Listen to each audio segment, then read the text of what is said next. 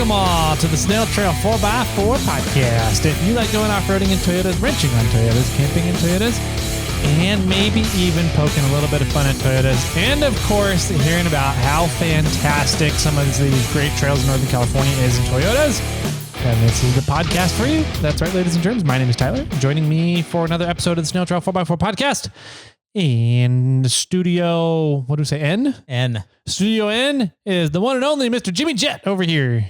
What up? How's it going? How you be? Doing pretty good, man. Good. We are on, what is it? That'd be Thursday, Friday, Saturday, Sunday, Monday, day 5 of wearing the same outfits. Yeah, right. We're wearing the same tops because we're still not wearing any pants. Tyler finally put chonies on though. I did. Yeah. I was getting tired. It was too distracting, right? Yeah. We're trying to record stuff and Jimmy just keeps looking over and I can't blame me. Yeah. Anyways.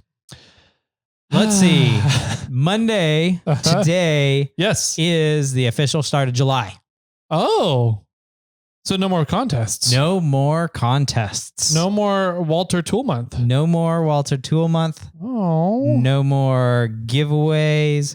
No more having to giveaways. Well, yeah, we're still got to. I was going to say we don't have to announce them for like 30 minutes. Okay, good. But yeah, wah, wah, wah. Well, Tool Month is over. Tool Month is done.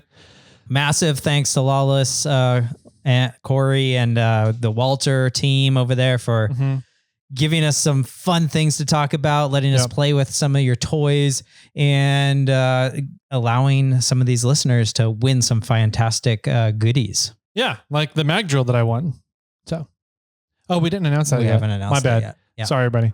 Thursday, we will probably announce the winner for the mag drill. And I think that's it. Oh, and we'll announce the winner for our week 4 on the who won the drill bits and who tagged a friend and what the friend won. Cool. As well. Yeah. Yep. And then we will also be able to announce July's giveaway. That's right. On Thursday. Do we have confirmation on that yet? Not yet. Okay. We have talked about it in the past. With the individual. Yeah. With the individual, he said he was on board. So I just got to confirm, make sure he still is on board. If not, then we have another giveaway that we can do with MORRFlate that I haven't announced yet. Is this the thing you've been teasing me about all week long? Jimmy, I have a secret. I didn't talk about secrets the past 2 episodes. No, I know. I was just thankful. No, that's a different secret. Oh. I still can't tell anybody. That lady never called me back. I need to reach out to her. So it's a lady. Yes. Okay. My contact is a lady. Oh. Who's my contact? Me? God damn it. I want to know what the secret is that you're holding over my head. It's a pretty cool. It's not just you. I'm holding over everybody's head. Okay. Don't think you're special. You're talking to me. You're talking to me, but you're just talking into a mic. It is. Yeah. To everybody. No, but the secret really is for everybody. Okay. It's super freaking rad. So it's about me. It's about you to everybody. Something that I think a lot of people had a hand in, but I can't say anything. All right. But no, I have another secret though that I will be able to talk about very soon. Okay. I was going to wait and see if our July giveaway still was confirmed for July. Okay. And if not, then I will announce it on next week. Got it. I think I know what that one is. We were talking about it a little bit before with Ozzy. Yep. If not, we got something in the back of the warehouse that we might be able to give away as well. Yeah. So one way or another, we got some pretty awesome stuff. Yeah, we got 3 months worth of planning. We just need to know which one we're going to regurgitate out to you guys. Yes. All right. We're going to throw up to you guys. But let's see. We also have the reviews going on for a set of Yokohama tires. Yep. That giveaway is going on until we reach 750 reviews. Yep. What did we were just over 650. We're just over 382. And we're way over 380. Many levels. But we're also over 650 reviews, right? We just rolled over that one. Yep. And we're still looking for 1986 Toyota 4x4 pickup. Something like that. It's some combination of those 6 words. I have it written down somewhere. Yeah. But yeah, if you're 1986, it's Toyota 4x4 1986 Toyota pickup. I think that's what it is. 1986. I don't think I had Toyota. The book when I wrote it down. Yeah. But yes, get in contact with us if that's you. I have it in the show notes. Okay. I wrote it down correctly in the show notes. No, I don't have it in here. Brian, can you look that up, please? But if that's you, get in contact with us because you want a swag pack. That swag pack includes an Onyx Off-Road Elite membership and some goodies from SnailTrail4x4 and maybe some stuff from MORRFlate and Snail Armor as well. Maybe. But we're also doing that same exact giveaway for 700 reviews. So get in now because that not only makes you eligible for the 700th review giveaway, but it still makes you eligible for the 750 reviews, which is the Yokohama tire giveaway, which is pretty much any tire you want as long as it's DOT approved and smaller than a 20-inch rim. Yep. Brian texted me. Okay. It's 1986 Toyota 4x4 pickup. I think that's what I said. No, you're way off. I think that's exactly what I said. You said 1986 Hilux 4x4 Surf. RAV. Yeah. RAV. Sure. Good thing we don't record these or anything for people to go back and check. I can go back and look. Whatever. I do the editing. I'll go back and make sure I say the right thing. Okay. I can just put it in robot there. Voice. Yep. All right. Cheater. Yes. Just so I win. Yeah. All right. Anyways. What are we talking about? Yokohama tires? Giveaways. So pretty cool stuff. We still have them. Pretty cool stuff. We got a lot of giveaways going on always. So pay attention to the show. If you guys like some of the stuff we're giving away and want a chance to win it, we got lots of ways to do that. Just make sure you know how to do it. That's why we talk about it almost every episode, just so that you guys do get the chances to win some pretty cool stuff that we get to work with some pretty cool companies on. So let's see. Walter. Yes. Is still doing their annual or annual, I guess, maybe annual, their company-wide giveaway. Yeah. If you go into any of your local hardware or welding supply stores, there should probably be Walter drill bits or Triumph drill bits or Drillco drill bits or Walter consumables or, what's the Easy E... What's the welding stuff? What was that called? You remember that I took from you? I don't know. You stole it, so I haven't been able to play with it. I forgot what it was called. But there's all kinds of Walter stuff. So if you go and you purchase something from Walter and you take a picture of the QR code, send them, I think you have to send them your receipt. That makes you eligible to win a 2024 F-150 Tremor. Yep. Walter's also doing monthly giveaways on there as well. So you enter... Whenever you enter, you're eligible for that month, and then all those entries go into the grand prize winning of the F-150. Yep. Now, Lawless and the Northern California regional rep guy from Walter have extended that to SnailTrail4x4, where we now will say if you take a photo of yourself and any Walter, Triumph, or Drillco products and send it in to us, then that gives you 1 point. Or point will work for this phrase. And or if you purchase it, that gives you an additional point. I guess. Entry. We're going to tally up all those entries that you guys send to us, and we are going to have our own separate giveaway item at that. And ours ends in August, and I think the Walter one ends... November, I believe, is when they're doing the grand prize drawing. So if you want to win a prize, another additional prize from us, you can get in and win something in August. And all those entries, if you enter into the Walter one as well, you can win an F-150 Tremor. A 2-year lease. 2-year lease. Tremor. Yeah. So that's pretty cool. Yeah, pretty cool stuff. Lots of giveaways going on. Lots of fun companies we get to work with. So there's that. That's all I think. That's all it is. Sweet. We'll talk to you guys. We've got a lot of updates for you on Thursday for winners, wrapping up Tool Month, as well as announcing July's giveaway. And I think we got some fun stuff lined up for Thursday. Today's going to be very boring because it's Monday. Yes. I'm just kidding. We're going to have fun. Serious days. Serious days, guys. Today's Monday. So we get to talk about we're going to kind of continue on our trail highlights series that we've been doing before Tool Month. God, I hate when tools get in the way of stuff. No, Giving away tools gets in the way of talking about off-roading. Or all the cool build challenges that are happening out there in the world. I know. So we're going to get back into the trail series. The last of the trails that we kind of had on our list we wanted to talk with you guys about are not so, they're just shorter trails, right? So there's not a ton going on like the Rubicon and like Fordyce. So we're going to throw in probably quite a few trails today and just give you guys highlights of if you want to go out and check out this trail, what is the draw to that trail? Why would you want to go check out this trail while you're in Northern California to begin with? And we'll see how many trails we get to do. Yeah. So yeah, we got a long list of 1, 2, 3, 4, 5, 6, 7, 8 possible ones that we're going to talk about today. We'll see how many we can get through. If we don't get through them all, we'll cover them on the next week's episode. Sweet. Sounds good. So we'll take a quick break here. Get to hear from some of our friends, and we'll be right on back. Go ahead, grab your favorite drinks, grab your favorite popcorns. I actually have some flavored popcorn right behind me. We might be able to get into that. Yeah. Kettle popcorn. I know how you enjoy people eating on the microphone. Oh my God, please don't. And we'll be right on back with today's campfire discussion. The 4-Wheel Underground website just got an upgrade. Come on by and check out the new functionality, new photos, and new pricing. Finally works on mobile too. Visit 4wheelunderground.com and find your new suspension today.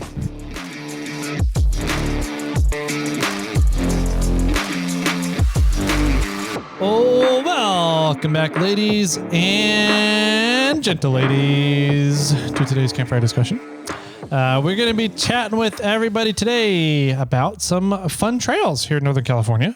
And what are the draws to those trails, right? If you're going to be making a trip to Northern California, say you live in Northern California, you've never been to this trail before, and you've always thought about, yeah, I should go check that out. Yeah. Never had a real reason to go check it out, though. Hopefully, we're going to give you the reason today.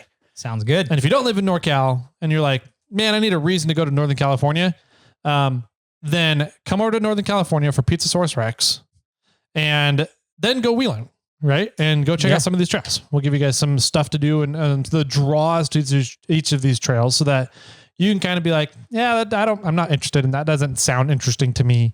Not my cup of tea, but that sounds like my cup of tea, that trail, what that guy's got to offer. So yeah, absolutely.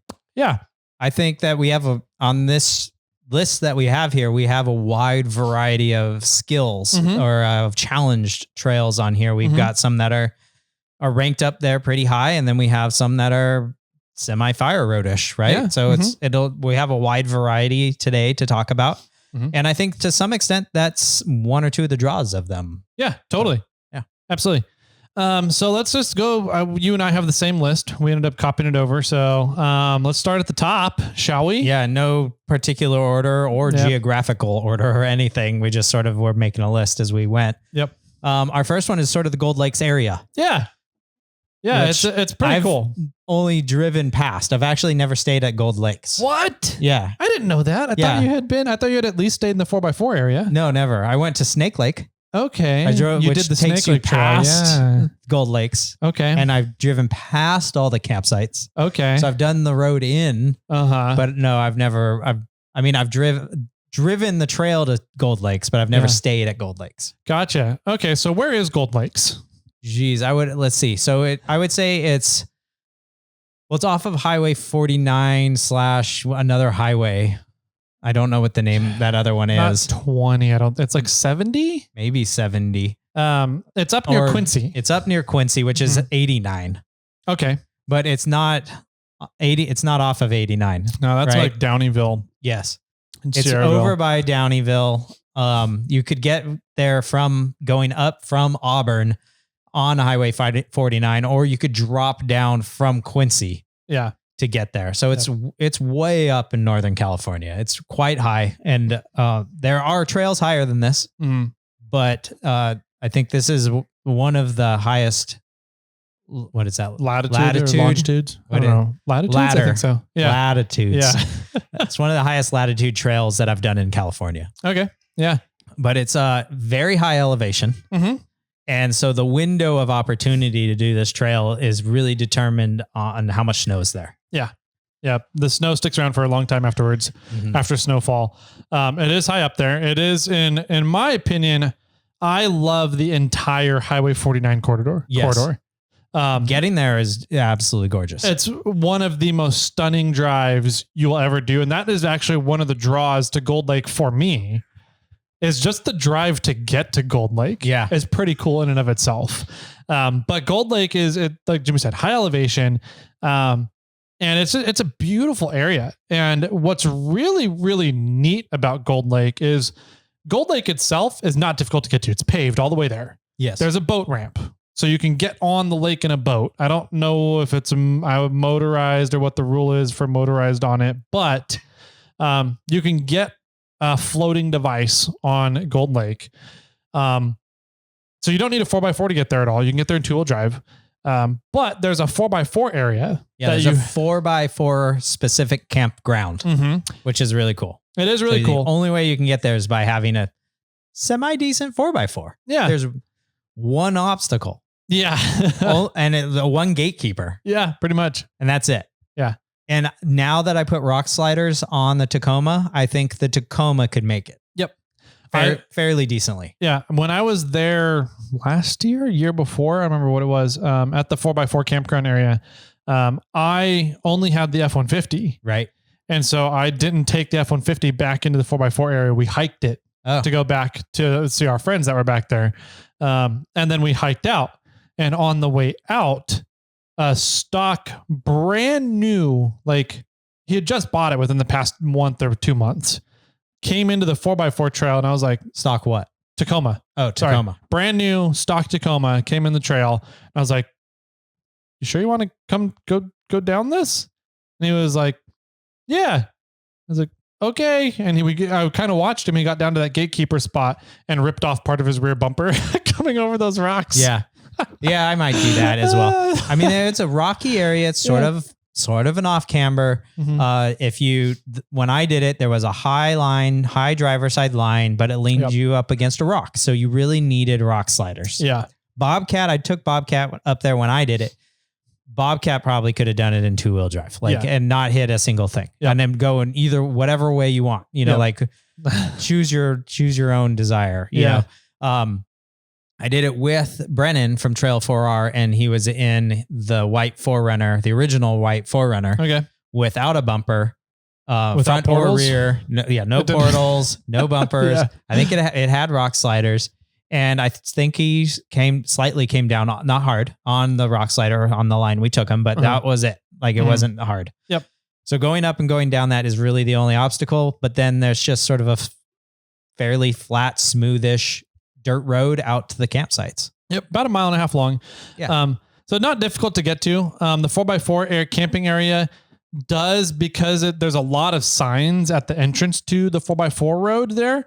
I don't want to say prohibits people. Deters. It deters. Thank you. It deters a lot of people from going down there. So typically it's not super busy. It kind of depends on the time of year and which weekend you go. It can get busy in there, and there is very limited space. And to top it off, this year they just started doing reservations for the 4x4 area. Oh, really? Yeah. Okay. So it's not first come, first serve anymore. You're supposed to get reservations. You could show up, and if they're full, you might be able to still find space at Gold Lake, the regular camping, the peasant camping, which in my opinion, the paved camping. Yeah. In my opinion, that's a better camping spot than the 4x4 area. Really? Yes. Because the 4x4 camping spots, you literally are parking on the lake. Pretty much. Yeah. The cool thing about the peasant area, the paved area, is that there's no bad campsite. Okay.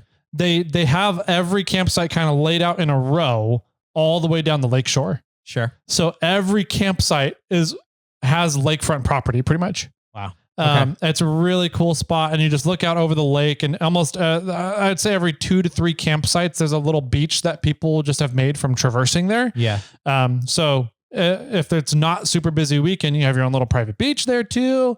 And it's absolutely gorgeous. There's no bad campsites at Gold Lake. Yeah. At the peasant one. The off-road one doesn't have bad spots either. There's just camping on both sides of the road, and it's a dirt road. So if it's hot and dry, it might get dusty. Yeah. And the only camping / swimming, the only swimming beach spots that I saw, granted, I didn't stop there, were through other people's camping spots. Yeah. And that's the downside, right? If you end up getting there late and you don't get one of the waterfront ones, you're kind of back a little bit and you have to hike through people's campsites to get to the water, which I always hate doing. Yeah. And there's no camp host at the 4x4 area, which is a good and a bad thing. But I found that the 4x4 area is a lot also more dense. All the campsites are right on top of each other. Whereas the campground, the paved area is much more spread out. So you're less likely to have a bad neighbor, or people that refuse to turn the music off at 2 a.m. Yeah. So it's you get the benefit of being down the 4x4 area. It's a little more shade down that route down there. But you have, in my opinion, a better camping experience if you like quieter camping in the paved area. Oh, interesting. So, toilets. There are toilets out at the 4x4 camping. Yes, there are. There are pit toilets out there. Yeah, that's what I remember that. They have like dedicated buildings. Yep. So somebody must come out there and clean them up. So they get through the gatekeeper, or they have another way around. I'm not sure which it is, but there are toilets, pit toilets out there in nice, buildings. Yeah. Nice. Yeah. Concrete buildings. Yeah. So that's cool. The other nice thing about Gold Lake is that there's an actual off-road trail that's not super difficult. That's a big loop. Yeah. There's a lot of off-road trails out there. Yeah. Yeah. There's the one I think we're going to talk about is Snake Lake. But once you get up there, there's all kinds of split offs and turns and directions to go. There's a camp, or not a campground. There's a fire lookout tower out that direction as well that you can get to, which I've never gone to, but I want to. I don't think you can drive all the way up to it, but I think you can drive a good chunk of the way out there. And then you have to hike a little bit. You can get to that from the Gold Lakes area, and you can get to it from Highway 49. Okay. So you can tack it from both sides. Okay. But Snake Lake is a fun trail. Have you done the Snake Lake? I have not done Snake Lake yet. Yeah. So Snake Lake's a good little trail. There are a few spots in there that I had to go and look at while driving Bobcat. Okay. Right. I wouldn't say they're the hardest things to do, but they did make you have to pay attention. Okay. It wasn't one that you could just simply drive. There was, let's say we did the loop counterclockwise to get down to the lake. And there was a few drops and downhill descents that were fairly difficult. Some like sort of off camber, leaning towards a wall scenarios. And then on the way out, it was sort of the opposite. Like there was climbing up. It's a loop, right? So you're not going the same way. Yeah. And it was a loop and you're climbing out and then you're leaning away from a wall, like kind of off the side of the mountain scenario. And a few pinch points in there as well. But the entire trail has fantastic views. Really? Like gorgeous views out down the valley. Over, at some points you can look down at Gold Lakes. There's also a ton of lakes out there. Once you leave Gold Lake and you drive up the mountain, there's a lake right at the top. And then you drive when we went counterclockwise, there was another lake off to the side. And then we drove down and there was another lake. And then we drove to Snake Lake.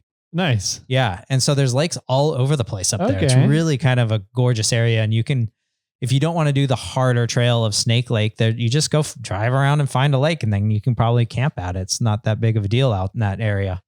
There are probably more designated, already prepared camp, like ground, not a campsite, but like a space that people have camped at before. Dispersed camping area. So don't go tromping through the weeds or whatever to go create your own campground or campsite or dispersed camping location. But yeah, find somewhere that somebody else has camped at. And there's probably fire rings, like rock fire rings already and out there and everything. But yeah, the Snake Lake Loop is a lot of fun. It's a good obstacle, definitely a step up from the Gold Lakes entrance. I would say two primarily hard obstacles. One is the pinch point for us, which was on the way out, and one was the off camber, like downhill, rocky sort of section on the way in. Okay. And you end up at Snake Lake. Snake Lake is just a gorgeous like mountain lake that's sort of on the side of the mountain.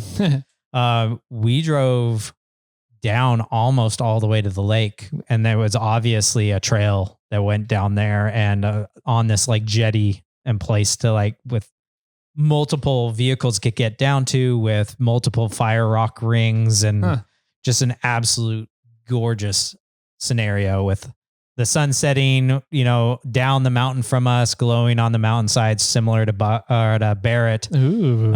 It was a very nice time of year for us when we went there. I don't remember when it was because it was like 4 years ago. Yeah. It was cold though. It like froze overnight. Yeah, when we were there. Weren't you guys there like in heavy fog too? Super. Yeah, it was. Yeah, it was a weird day. Okay. Like I think we got rained on. It was super. I don't think it was fog. I just think it was, fog is low clouds. Yeah. But I think it was just the cloud level was low. Okay. At one point, like we were in the cloud and the sun was setting and like the whole sky was glowing orange. Oh, that would be cool. It was rad. I have such a cool photo. Maybe I'll try to make it the thumbnail from that day. Just Bobcat on the side of this hill. Oh, I take it back. There was another fairly difficult spot on the way up to Snake Lake, but I think it was really only difficult because it was wet. But it was like a few sort of ledges that you had to get up. Mm-hmm. Bobcat did it really no problem. Brendan had struggled a little bit.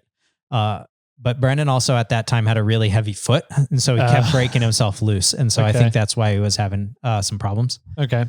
But yeah, it's a high mountain granite forest loop, which was absolutely gorgeous. And for a lot of the trail, you're driving in the forest, it's really fun. It's a fun loop. And I would probably say for that, you need minimum 35s rock protection. And that's about it. I don't think you really need lockers. You just need a little bit more ground clearance. You just need the traction. ground clearance. Yeah. Okay. Ground clearance and some good tires. They're probably 35s. How long does it take to do that loop? It was a while. I would say it would take all day. Okay. Or a solid 6 hours.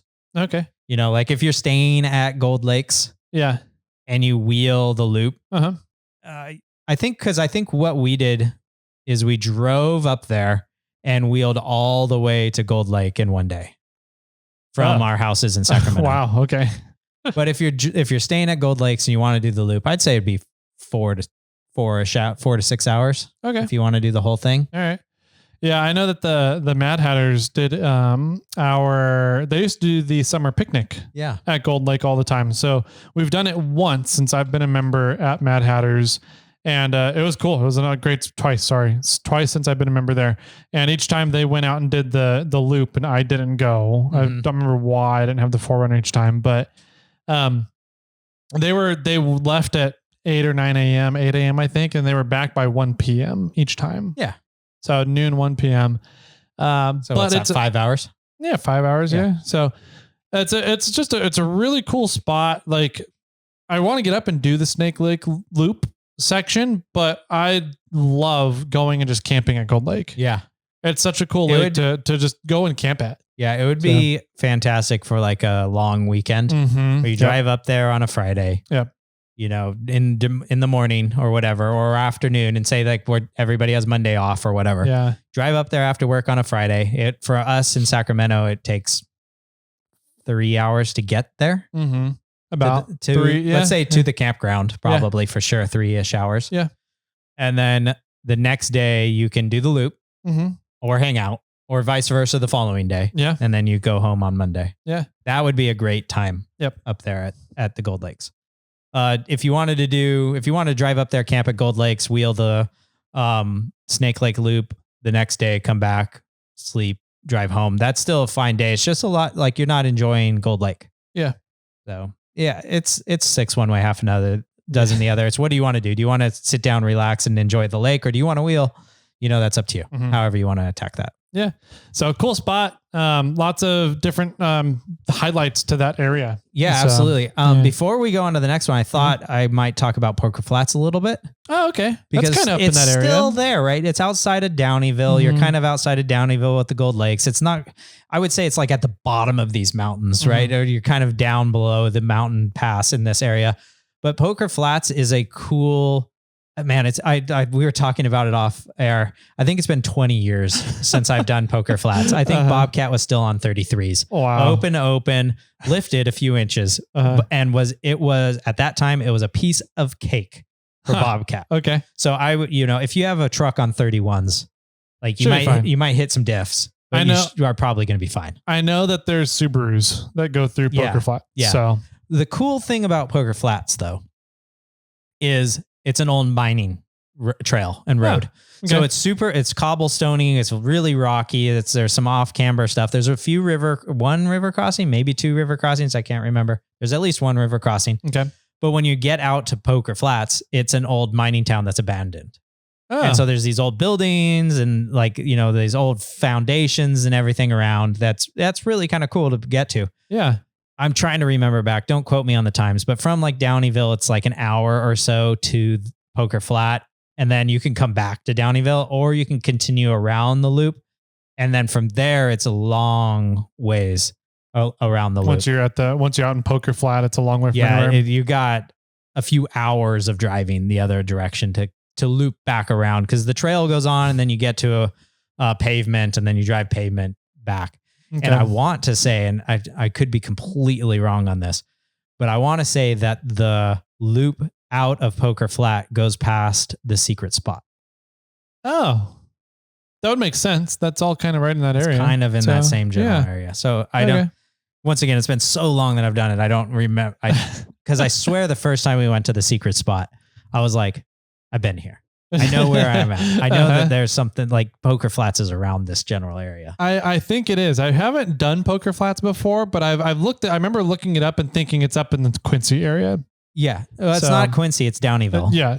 Well, I mean the other, because it goes north from Downeyville, which is kind of north from Downeyville is pretty much Quincy area. Kind of. Yeah. But it goes away. Ah, okay. Yeah. Got it. I don't know. We'll have to draw it up on a map or something. We need a TV instead of if only we had Onyx available on our phones right now. We'd look this up. Yeah. But that'd be cool like if we had a TV, that would be something we could show and be like, here's where it is. Yeah, absolutely. Poker Flats is fun. It's super basic. It's fun to get out to the old like gold mining area. And that's really about all I remember. I really came in the other way. So I did the long stretch the first day and then went to Poker Flats and then Downeyville the second day. And I just remember a lot of like river rock that you're just driving across for hours. Okay. Like, and I was, and you don't like those trails. No. Well, and they were big, like they're like basketball size. Yeah. Rocks that, you're just. Is it worse than Wentworth Springs? Oh yeah. Oh geez. Yeah. Okay. Well, the problem with Wentworth Springs is that they're like softball size rocks, maybe a little bigger. Okay. That are just it's annoying that it looks flat enough that you can drive fast, but you can't. This trail on the way out was messed up enough that you can't drive fast. Okay. And you shouldn't because it's just bad. Like it's really, really rocky. Yeah. But it's not a challenge of rockiness, right? Gotcha. It's not like a difficult rocky section. Okay. It's just rocky and you just go straight and you just bounce along. Okay. We went with a stock Chevy Tahoe. Okay. And it did fine. Yeah. I think there was like one of the sections coming out of the river because a lot of people go from Downeyville to Poker Flats and then you drop into the river there. But since we went the other way, there was a climb out of the river. And I think that was the only spot that they had problems. Okay. Man, that's like 20 years ago. 20 years ago. I wonder what the trail looks like nowadays. Yeah, it might be completely different. And I might be completely lying now, but it's like the next Fordyce now, and people are sending Subarus up there. Yeah, right. Yeah. I wonder what color it is on Onyx. Look at that before you go on the trail. Yeah. All right. Coming down the line, Strawberry Pass. Both of us have done this in the fairly recent future. Not past. Since Caldor.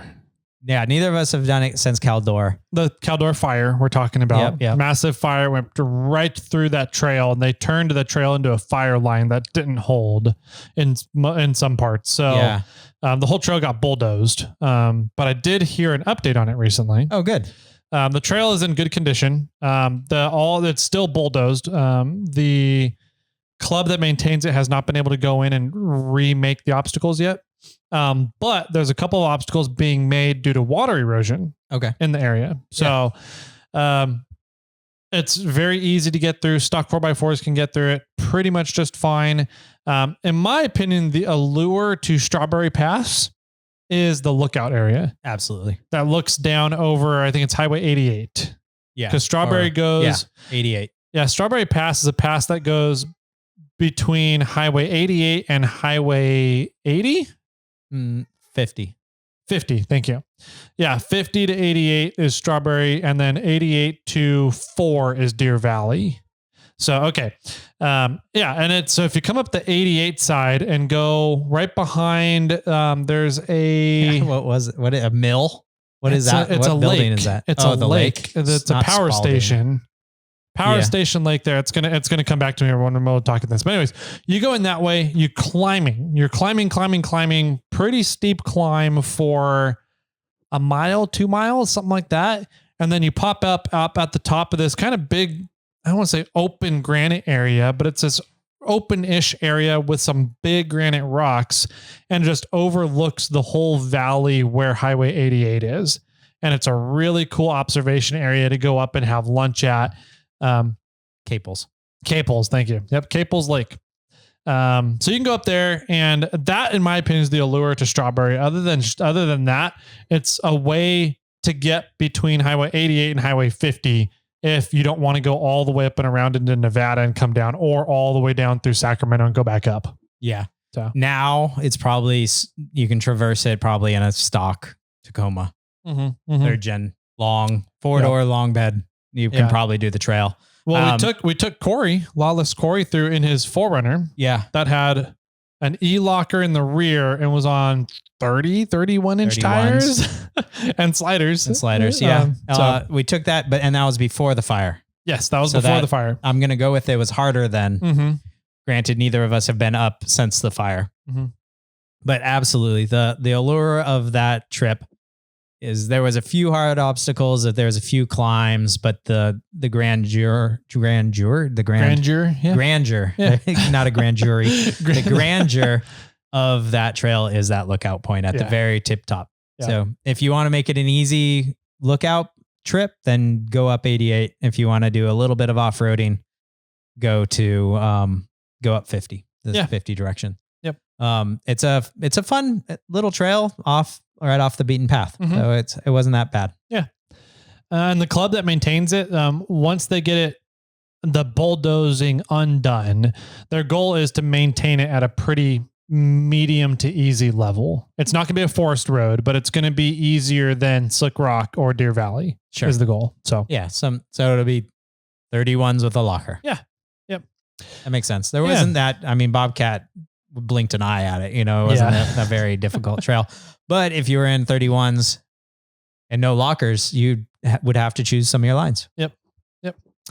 Next one down our list here is Niagra Rim. Yeah. Can we do this one next? Because it's really more in our area. Yeah, we can do that. It's in, it's in the same general area, Pass, same general area, kind of a Strawberry Pass. It's really more, it's closer to the Rubicon, if anything. Yep. So we're talking about Hellhole. Yeah. We've talked about Hellhole in the past. Brennan from Trail4Runner and I have done Hellhole halfway because we ran out of time and we had to go get the mini assistant, I think it was, or do something with the assistant. So we had to turn around, and we turned around right at the difficult spot. So I drove down half of the difficult spot, turned around, drove back up it. Yeah. But I would say that Hellhole, I don't remember, how long would you say Hellhole is? I think it's 3.5 miles. Yeah, it's not very long. Nope. Yeah, it's a very tight, windy. I was going to go with that. It's a very tight, windy trail. I was going to say if you ran into oncoming traffic, there would be. It's very difficult to get around. Very difficult to get around people. Yeah. It definitely is a smaller vehicle friendly, mini truck, older style Jeep. Nothing. I would not take a full size down that thing. Yeah, there's gladiators do have difficulty getting through that trail. Yeah, just because it's corners. It's hard to take those corners. My dad's truck had a couple issues in some spots, not because it's rocky and the truck wasn't capable, it was because of the tightness of the trail. Yeah, absolutely. And I know that so I have only been like halfway down the trail. The part of the problem I would say with Hellhole, and we've talked about this too, is that it's far out. And it's not like really that far out. I mean, it's probably as the crow flies from Sacramento, it's probably closer than the Rubicon. Yeah. But there's no easy way to get there. It's all backcountry roads, all things that have, nobody really cares about. They're falling into disrepair. Roots are making them random speed bumps, squirrels and pine cones all over the place. Yeah. Potholes everywhere. And the fire did roar through that general area of, well, at least going to the trail. So there's, the roads have seen better days. That road gets washed out a lot because there's no vegetation left to hold the hillsides together.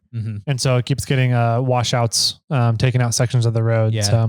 So it takes a while to get there. And then you're on a really narrow, windy trail on the way down to the lake, which I never made it to, but I got to the hard section. The hard section, when I was there, was pretty legit. It would have been a fun time trying to get the Forerunner down it without hurting that thing. Yeah.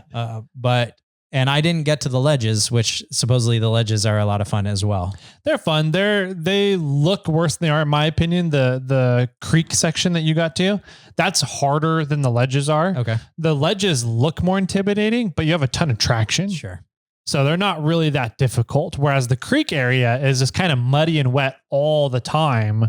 And traction can be really hard to come by. And it's this really tight turn up against a tree and its root system. So you blow out windows, quarter panel windows. You bend and dent quarter panels. And it's a really tight turn. And off camber, it throws you over into the tree. So there's no traction either. So it's an interesting combination of stuff. Right. It's one of those that once that tree goes, because it Yeah. eventually will. It will, yeah. You got so many people driving past it. Yeah, that corner's not going to be very difficult. No. So if you want a difficult time on Hellhole, hit it before that tree goes away, which it's been there a long time, but it's a big tree. Every vehicle that goes through that corner is just digging that root ball out a little bit more and a little bit more. Yeah. It's a short trail, so you can do it pretty quick. It's a nice day trip. You're going to spend more time driving to and from the trail than you will doing the trail itself by quite a big margin. So, but what's cool about Hellhole and the draw to Hellhole, in my opinion, is getting down to the reservoir in the lake when it's empty for Hellhole Reservoir. It's when it's full, the trail literally ends in going into the water. And so there's no place to camp at the end of the trail. Okay. And there's only 2 spots to camp on the trail, and both spots can only hold like 3 vehicles each. Wow. So they're really limited camping spots on the trail if the reservoir is full. If the reservoir is empty, there's tons of camping ability down in the reservoir. There's just no shade. But what's really cool once the reservoir is empty is it's a giant playground. Yeah. So there's just rocks. There's and rock dirt formations and everywhere that you can go play on. And it's really freaking cool. And that's the allure to Hellhole. So like, in my opinion, don't go to Hellhole early in the season. Right now, you could have, because they're doing repairs on the dam at Hellhole Reservoir. So the reservoir is empty. They're keeping it empty until they get those repairs done. So maybe 1 or 2 more years. But after that, early in the season, the reservoir will be full. And it's not fun, in my opinion. Right. So to take that, however you want to take it. Cool. All right. I strike that one. I moved it down there because I think these are all really more, they're all closer to each other. Right. True. So we'll get to that. So I guess the next one down the list now is Bear Valley OHV. Yeah. When was the last time you were there? It's been, I think, 2 years. Okay. You might have me beat. I don't remember when it was, but I went on the ladies run with the Mad Hatters. Yep. I've been there since that ladies run. Okay. Yeah. The assistant drove all day long. And then it was misty. And then we got back to camp and we set up camp and everything because we took Bobcat and we had rooftop tent on Bobcat. So we got back to camp. We set up camp. We went and hung out by the fire and it was like, wasn't quite drizzling, but it wasn't quite like mist. It was like that heavy mist, and I forgot the rain fly. Oh, that was that trip. Yep. That's right. And so it like was raining inside the tent. Yep. It was the first time that we noticed that there was the waterproofing is disappearing on that tent. Yeah. I remember that now. Yeah. So Bear Valley OHV is up Highway 89. And it's pretty much the opposite turn from Meadow Lake. Yeah. Yeah. It's right. Yeah. Right? That same intersection. You would turn, if you're going up Highway 89 from Truckee to Sierraville, you would turn left to go to Meadow Lake, or you turn right to go to Bear Valley OHV. Is it right there? I'm pretty I think sure it is. No, yeah, I think it is. It's just further than where we did your bachelor party. Yeah. So I was trying to think. I was like, usually when I go up there though, I'm driving for a little ways from the camping area, and I realized I camp at the little Niagara campsites or little trucky campsites.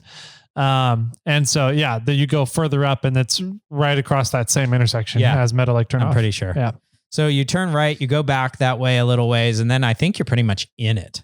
There's no like gate to my knowledge. There's no gate. You pretty much go down. There's a couple of dispersed camping areas, and you will eventually end up at a big 4-way intersection where there's an OHV campground. And the OHV campground just looks like a giant field to park trailers in kind of thing. Got it. Yeah. And you take a right there, and that's the official start of the Bear Valley OHV. Okay. The cool thing about Bear Valley OHV is you get to drive through Truckee. So there's some great food, great breweries, some good beer options in Truckee. Truckee's just an awesome little town to stop and visit for half an hour as you're driving through. Absolutely. Yeah. But the nice thing about the trail itself is that it's 2 loops. Yeah. It's a system of 2 loops. And so you can do one loop one day, the other loop the other day, or you can do one loop in both loops in one day. And then do the other loop. Yeah. There's a lot of options on how to run that trail. And in between the 2 loops, there's a kind of a bailout access point. So lots of different ways to run that trail. There's obstacles on the trail, and they're called winch hill. They're labeled like Fordyce, winch hill 1, winch hill 2, winch hill 3. I don't remember that. But every winch hill does have a bypass. Yes. So if you don't want to do the winch hills, and they're not difficult winch hills like Fordyce. No. They're definitely light years lower in difficulty than the winch hills on Fordyce. But they're good enough hills that you got to pay attention when you're going up. Even in a rig like Bobcat or my 4Runner, you still got to pay attention to tire placement and everything. But they're for the most part low risk obstacles. There's one obstacle that has a really tight, steep turn, 90-degree turn, pretty much at the very top of this climb. That one I've seen people come very close to rolling. And if you roll down that, you're rolling for a ways. Oh, okay. So that one would be the only high risk, medium risk obstacle. The rest of them are pretty low risk. You got the balls to go up it? Yeah. Yeah. I know when we did it years ago that maybe it was before COVID when we did it. I don't remember when it was. Anyways, the assistant drove the entire day. She did fantastic. And we got to one of the winch hills, and I think somebody on the radio came across and was like, this is the hardest part of the trail. Yeah. So if you want to go up that, then you go driver. If you want to do the bypass, you go passenger, you know? And I was like, which way do you want to go? And she's like, I want to go that way, driver. Okay, let's go. I hopped out and driver, passenger, got her up the trail. No problem. I think at one point she hit a diff and we had to back her up just a little bit, but it wasn't hard with a spotter at all. Yeah. So I would say if you're doing the hard lines, 35s with a rear locker. Yeah. Yeah, that's all you really need. And if you're doing the easy lines, stock. Yeah. Mm-hmm. Stock vehicle. Stock 4x4. You don't even really need a lift on it. You don't even need bumpers. Yeah, there's one little rock garden that I don't think has a bypass. Okay. And so that one, if you don't have a lift, you're gonna hit your rocker panels. So have some sliders. Mm-hmm. But if you've got sliders, a stock 4x4 can make it through that trail just fine. Yeah. And there's some really cool views on the upper loop. Has some really nice lookout, cool views. The lower loop is more of the obstacles kind of thing. Okay. Yeah. The only thing I would say about that trail is that the trail is very narrow. Yes. And there is lots of manzanita around. So you will get scratches. Yep. There's no High doubts Sierra about it. pinstriping. Yes, absolutely. Sierra pinstriping for sure. Yep. So if you don't want to scratch your vehicle, you don't want to scratch the paint, you're worried about it, then this is not the trail for you. If you don't care that much and you're okay with a little scrape here and there, then it's still a very fun beginner trail to hit. Yeah, for sure. If you're if you're thinking and want to learn more about off-roading, this is a great one to go and attempt and this try. This is actually when I was getting into it and trying to get more people into off-roading so I could have more people to go wheeling with. It was one of the trails I took newbies to. Yeah. Because it's a great learning trail. There's a lot of difficulty variation throughout both of them, and there's lots of different ways to do the trail. So you can go back to the trail 3 or 4 times and do it a different way each time. Sure. That makes a lot of sense. Yeah. It's fun. Yeah. So that one's fun. That one's up outside of Truckee, in the Truckee area. Yeah. In Northern California. Both so Hellhole and Bear Valley, we didn't really say best times of year to go. Bear Valley's right up there with Meadow Lake and in high parts of the Sierras, so that's snow dependent. So once the snow is down, then I would say you can go. I would check the OHV park just to make sure that it's clear and open. Yep. And if you have a trailer and you do trailer logistics, there's trailer parking up there. Yep. If you want to go up there and camp, there's awesome campgrounds just south down Highway 89 called Little Truckee Campgrounds. And there's an upper and a lower. Yeah. And the upper one has a group campsite, I believe. Where's the lower? I don't remember which one. There's a group campsite at one of them, but they're within a mile of each other. And they're right on the Truckee River. Yeah. So some gorgeous camping right on a river creek side. It is also right on Highway 89. So you do get car noise at night, but you get the nice little swimming hole during the day if you're in the summer. So. And the river really drowns out a lot of it. Yeah. Unless it's like a Harley or a Brodozer or something, then you hear it. But if it's just a car, you got the river roaring next to you. It's not that loud. Yeah. Hellhole, I'm pretty sure has a gate, and they have a closed and open season as well. So you can probably just Google it. I forgot who runs the Auburn Jeep Club. No. It's the Sacramento Mountain Goats, Sac City Mountain Goats, Sac Goats. They're the people that did goat's milk at SnailTrail4x4. Right. That club 2 years ago. Yeah. Yeah. So you can probably check out their website or talk to them. I think that it's also another fairly high elevation trail that does get snow, but it's not high enough that the snow lingers for a really long time. If you're going early in the season to Hellhole, I will say this, take a chainsaw with you 100%. Yeah. So cool. There's a high chance you'll get locked in by a tree coming down. So. Awesome. Yes, absolutely. All right. What's next one down is Sourgrass, which is a trail that I've never done. Oh, interesting. Yeah. I've done it a few times. It's nothing to write home about. It's another one kind of like Bear Valley OHV. It's a great beginner trail. Okay. It's not difficult. Has a fun little river crossing. Yeah, that's what I was going to say. That river crossing looks a little difficult. It's gotten very difficult in the past 2 years. Okay. There's tons of people going on Sourgrass, and it's a really short trail. It's might be as long as Hellhole. Wow. Shorter, but it's easier than Hellhole. So because of that, you get a lot of newbies in there that are open, and they go and do the river crossing and can't get up out of the river and just dig holes. Yeah. So the holes on either side of the river crossing are getting really big right now, and people are just tearing it up. So the trail itself is not that difficult, but the water crossing is very difficult right now. Please either have lockers front and rear and use them as you're going across the river, or winch if you're open. Don't sit there and dig on that riverbed. Good advice. So what's past that? All I ever see of pictures of Sourgrass or videos of Sourgrass is people going through that tiny river crossing that's on that downhill side. That's pretty much it. Is there camping back there? There's a big camping area. Okay. It's kind of a neat little tree grove. And then you can go a little bit further. So right on the other side of the river, it kind of loops around, does a big loop, and comes back to the river.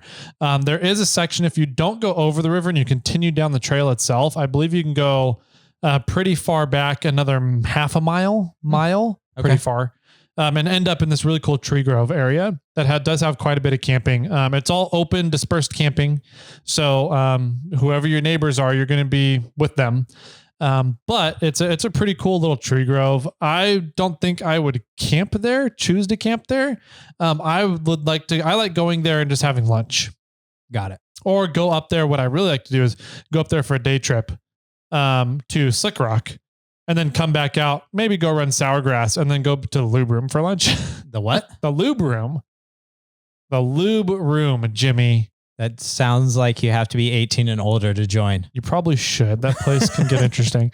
No, it's the lube room. It's a bar restaurant up there. Yeah. I'm trying to think Is of this what the could German place that the Mad Hatters stay at? No. Oh, okay. No, I don't know where that is. The lube room it's a American bar food, so burgers, steaks, stuff like that. But it is some of the best burgers you will ever find on Highway 4. Okay. So the lube room, and it's and after right you're up done there eating within them, they just lube their way out. Yeah, they are. Yep, nice and greasy. Yeah. Some good stuff. They started redoing the outdoor area past couple of years. So they have a really nice deck in the back of the building now. Big deck? It's a big deck. Nice. Yep. It's covered. They've got heating during the winter. They've got fans and stuff out there during the summer. And then I believe they were building a stage to do live music. I haven't been there since they had, I think they were just starting it. So I don't know if they've finished it at all. But the lube room is about 10 minutes from the Boards Crossing turnoff on Highway 4 that you used to get up to Sourgrass. From Boards Crossing, it's 5-10 minutes is the lube room. Okay. So look that up if you're looking for some amazing burgers on Highway 4. They're right there by Sourgrass. Never heard of it. Oh God, you got to go there. It's All right. amazing. I'll go lube myself up at the lube room. Yep. Cool. Yep. All right. Well, I guess the rest of this list I actually have not been to. I've never been to Pierce OHV was next on our list. Mm-hmm. I know exactly where it is. Yeah. But I've never stayed at Pierce OHV. That's the only, I've always heard that it's a fantastic camping area. So in my opinion, Pierce OHV, the draw to it is the camping, right? There's not any difficult obstacles. It's not an obstacle trail to go to. You're going there to camp. Yeah. And the cool thing about Pierce OHV is that it's the main camp. It's a big camping area, right? With a lot of different variation to campsites. Okay. The cool campsites, the awesome ones, are right down on a ginormous gravel bed on a creek bed. Okay. So it's where the river used to be wider, more flowing, whatever it is, and created this massive gravel bed there. Sure. And now it's a lot smaller. And so there's just tons of gravel everywhere, and the river kind of splits and snakes around through the gravel area. So there's a couple little spots to cross the river throughout the gravel area, but it's a big open kind of camping area. And there are designated campfire rings. Yes. So it's safe to have campfires in if they're not banned in Tahoe National Forest. So check that before you go.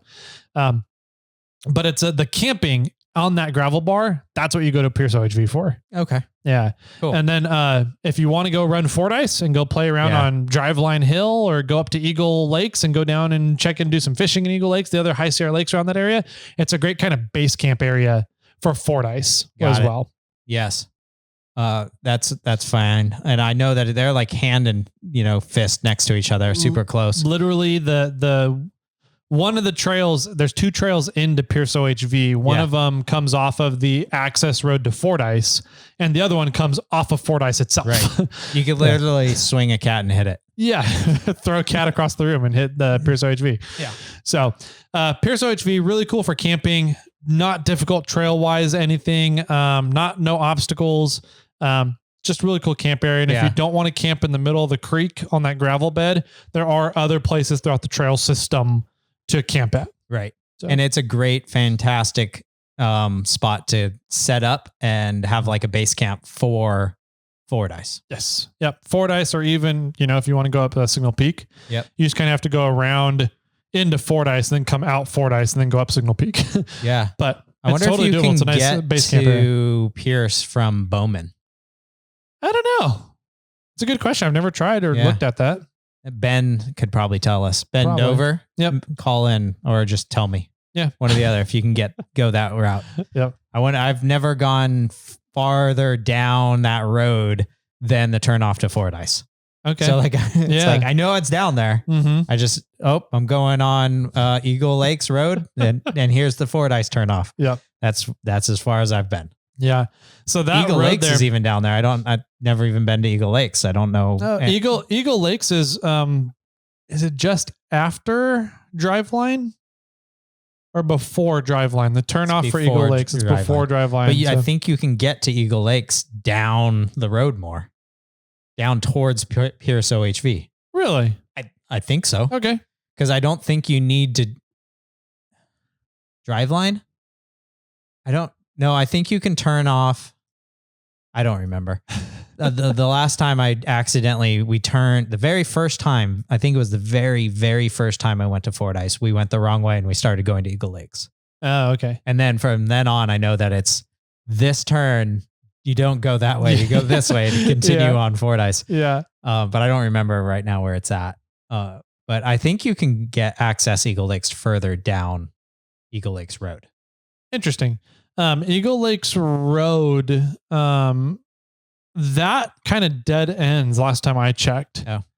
But you can get to Pierce down Eagle Lakes Road. Yeah, so it kind of dead ends and loops around into the trail system that you use to access Pierce.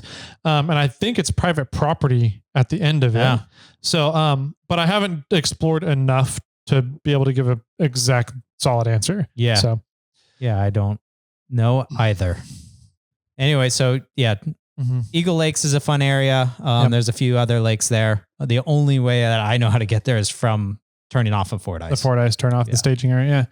Yeah. Cool. So that's Pierce HV. And the last one, Niagara Rim. Niagara Rim. This is a trail that I actually really, really enjoy. Okay. I only know Lion's Butt. Lion's Butt. It's a cool area, dude. It's a sweet play area. Okay. So I love playing. Let me take that back. I've driven across Niagara Rim. Oh, okay. To get to a lookout point out by Pinecrest. Okay. When I think we crossed it or drove on it for like a very short period of time. There is a good lookout point. Yeah. So you went up to the lookout point and then came back down? Yeah. Okay. So yeah, the cool thing about Niagara Rim, one of the cool things is very similar to Bear Valley OHV, right? Okay. It's 2 loops. Oh. And in the middle is an access point that you can use to come in and out for the bottom of the top loop or the top of the bottom loop. Got it. And so there's 3 different access points for the entire trail. The upper trail, in my opinion, is more scenic, right? You have that observation lookout, which is fantastic. It's a really cool observation lookout. And then as you get down into and start approaching the second loop, you get some of the obstacles like Heartbreak Hill, which is very intimidating. It's just a loose, really steep dirt incline or decline. Oh, so okay. It's if you're going up it, it's a tough climb because it's just loose dirt and your front end gets really light. Got it. If you're going down Heartbreak Hill, they named it because you are standing on your brakes, your tires are not turning, and you're still going downhill. Oh, you're sliding downhill. I hate that. Yes. Yeah. It's like Truck Hill and Hollister. Yeah, it's very similar in steepness to Truck Hill. Not nearly as tall as Truck Hill. Sure. But steepness and loose dirt like Truck Hill. Yeah. So Heartbreak Hill is an interesting one. What is the other one? Sidewall Suicide. Okay. I like the names. It's they got some fun names for this place. And it's a really tight turn right next to lava rock. And so you just have to stay as far away from the lava rock as you can. If you don't, you're going to slash your sidewall. Yep. And then there's a couple, No Way Out is another one. So if you're going in that and descending, it's really hard to come out because it's all lava rock, but it's like almost polished lava rock at this point with some interesting ledges in it. And so it's just, if you get down to the bottom, it's hard to come back up out of it. So they call it No Way Out. Just keep going forward. Right. Yeah. Not a difficult trail by any means. The obstacles are not really difficult. And all the obstacles, I believe, have bypasses. Okay. Heartbreak Hill may not have a bypass. I'm going to hold off on that one. But Sidewall Suicide has a bypass. I don't think No Way Out has a bypass either. But not a really difficult trail. You can do it with 33s and a locker. You don't need a ton of ground clearance. That trail, the tricky parts of that trail are more traction games. Yeah, right? Sure. So having lockers really helps a lot. You can do the whole trail with lockers front and rear and not have any issues. But what's really neat about that trail are the play areas. Right. That's what I've heard. That like the trail is one thing, but there's a lot of play areas off to the sides. Mm-hmm. So kind of in the middle of the top, as you're coming around halfway through the top trail, I believe is an area called Lion's Butt. And it's funny, it's named that because they're making fun of Lion's Back in Moab. In Moab. Because in Moab, there's a lot of really high traction slick rock, right? The sandstone out there.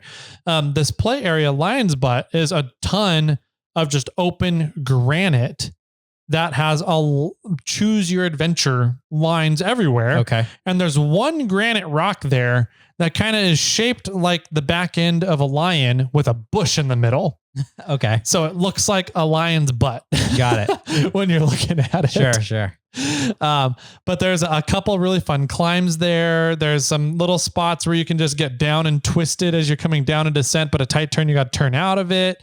There's a lot of choose your adventure granite traction games to play with your vehicle. Cool. In the Lion's Butt play area. Yeah. And then there's the rock pile area, I think it's called. That is another play area, and it is more like moon rocks in granite.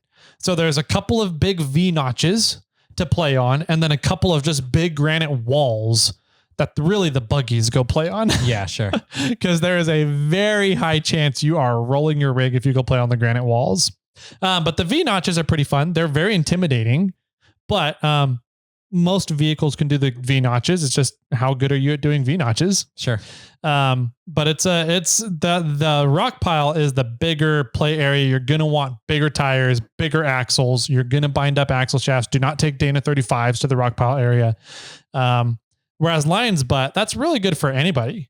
You can find something to play in your vehicle there, no matter what vehicle you have. Okay. But the rock pile area, you definitely want better geared, more capable vehicles if you want to go play there. Got it. But there's two different play areas with a really neat trail with some fun obstacles, with a gorgeous lookout.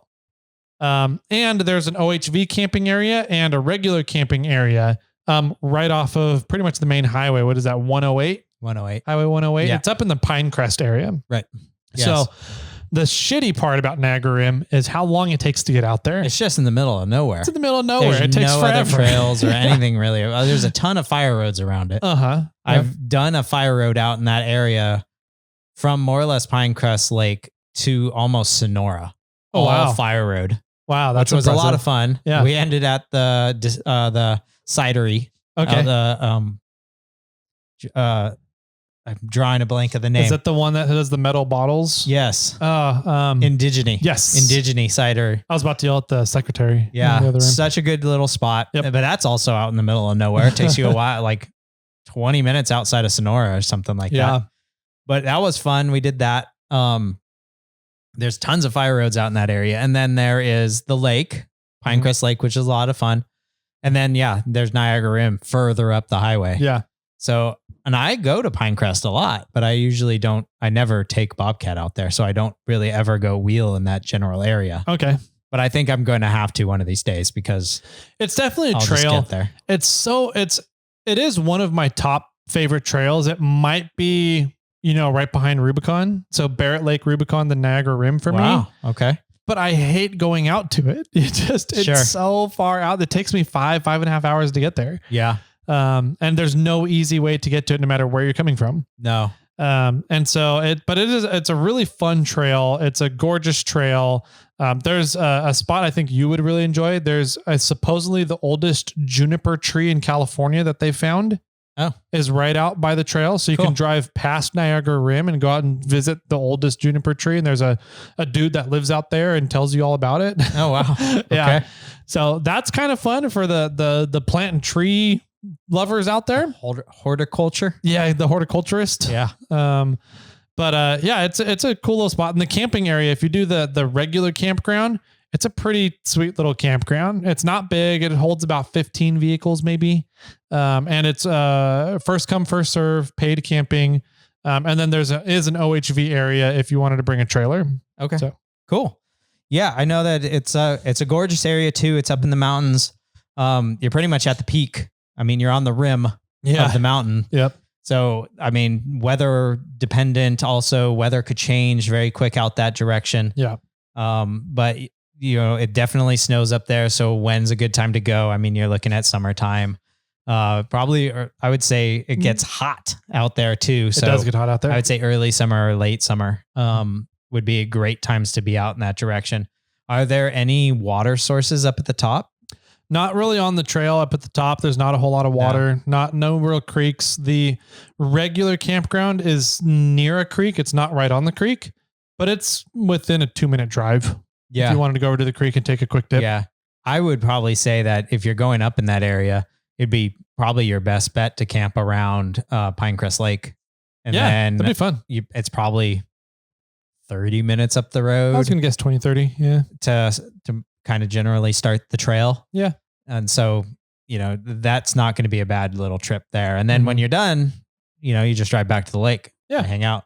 A lot of camping around Pinecrest Lake. There's a few good campgrounds. They're not right on the lake for the most part, but there's tons of camping in the general area. And then getting to the lake is super easy. Lots of parking around right up on the water there at Pinecrest Lake, and a lot of like picnic tables and picnicking options at the lake as well. Yeah. It's also a general store snack shack, I'll go with. Okay. On the lake where you can get some ice cream or snacks or whatever. Nice. Yeah. It's a fun little lake. Sweet.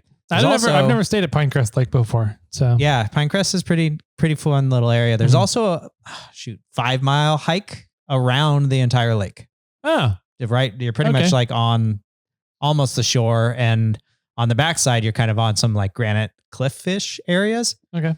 Not dangerous at all. There's even railings up and just safety factors, but it's a fun, very doable hike if you're okay with hiking and some small amount of heights.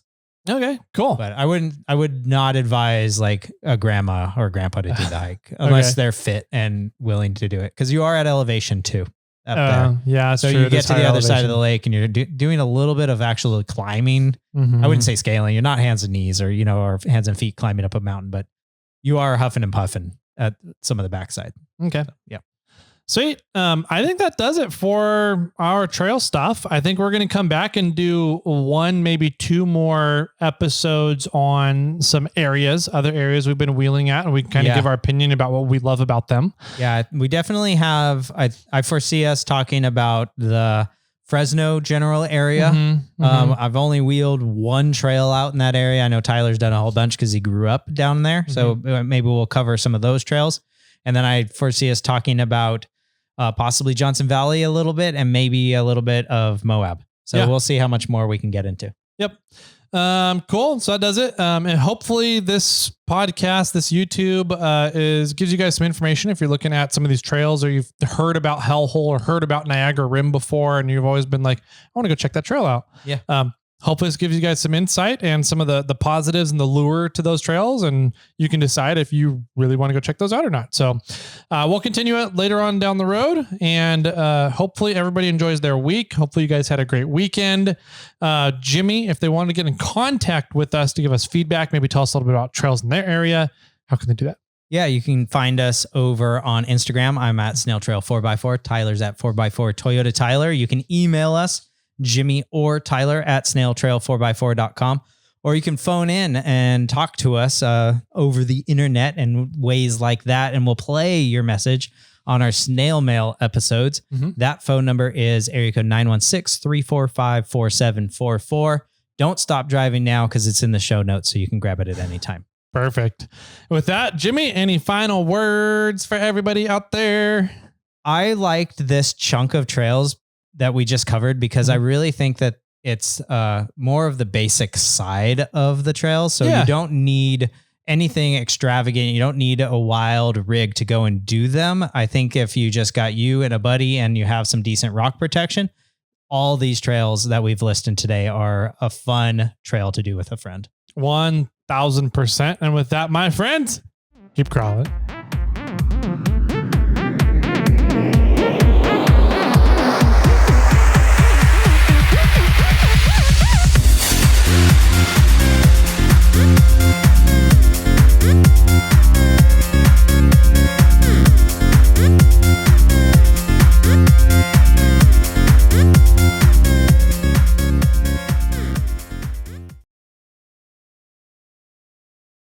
I got one for you. Okay.